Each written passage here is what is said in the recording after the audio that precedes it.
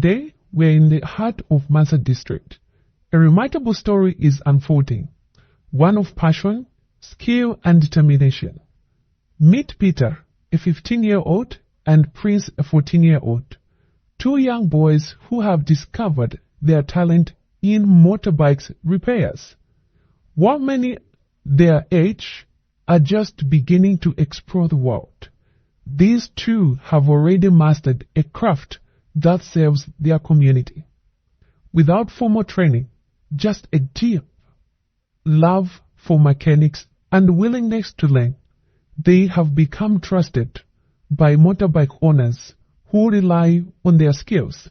Day by day, they refine their techniques, solving mechanical problems with precision and confidence.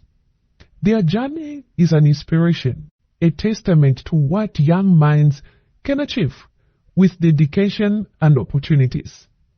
At Yes Zambia, we celebrate Peter and Prince, and many like them. We are shaping their futures through hard work and passion.